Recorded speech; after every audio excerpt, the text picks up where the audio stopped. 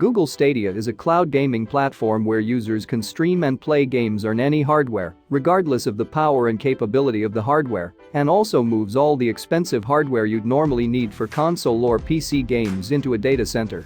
That data center delivers gameplay to the screen of your choice via high-speed internet, while also receiving commands from whatever controller you're using.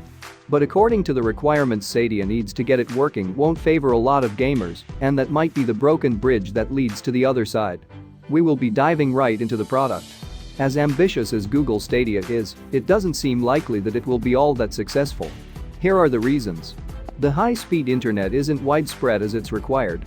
The internet in some of the country is not the greatest.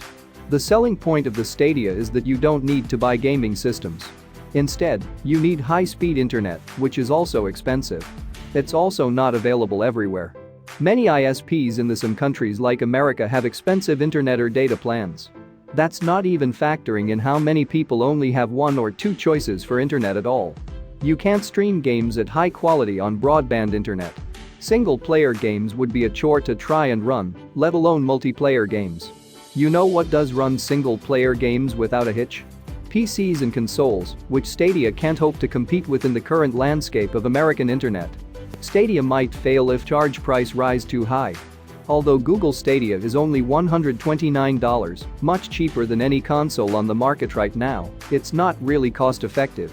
You need to pay for the hardware first, and when it launches in November, you will also have to pay a $10 subscription on top of that. The subscription gives you access to 4K, 60 FPS streaming. A free subscription which will limit streaming to 1080p is only being released in 2020. So if you own the Stadia for 2 years, you are effectively paying $129 plus $240, which is almost the price of an Xbox, a PS console, and a little more than a Switch. Whatever Google settles on will have to address the first problem I pointed out. Stadia needs to make a lot of money. If Stadia makes that from gamers directly, the price will be too high. If Stadia makes that from developers instead, they'll be less inclined to bring games to the platform. Price will be a tricky problem. I'm holding out hope that Google will impress with an unexpectedly affordable business model, but I have a hard time seeing how Stadia will make that happen. If developers refuse to cooperate, Stadia might fail. Yet Google's willingness to quickly drop projects negates this strength.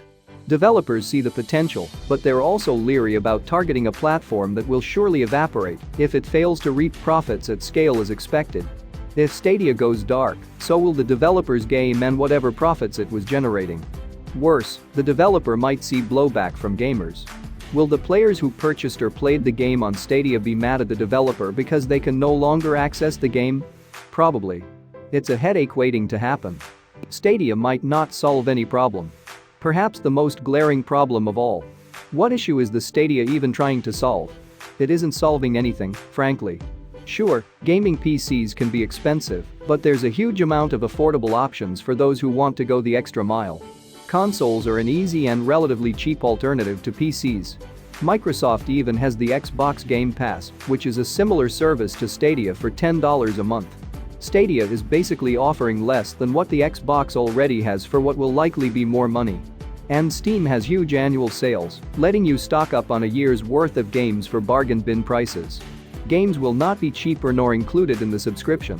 A few games including Assassin's Creed Odyssey, Baldur's Gate 3, Doom Eternal, Wolfenstein, Youngblood and many others have been confirmed for the Stadia.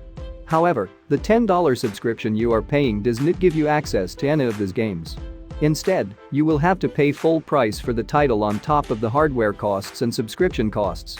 Xbox Game Pass offers you over 100 free games and new games per month for that same subscription price.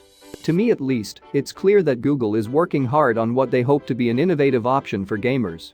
But they seem to overlook the fact that they won't be serving many people at all. There are multiple better options no matter how you look at it. The so-called Netflix of gaming concept simply won't work in today's market as conditions exist now. So what changes do you think Google should quickly change them in order to stay in track with the others, or do you think Stadia was just released, so we must give it time to readjust it to fit itself in the audience?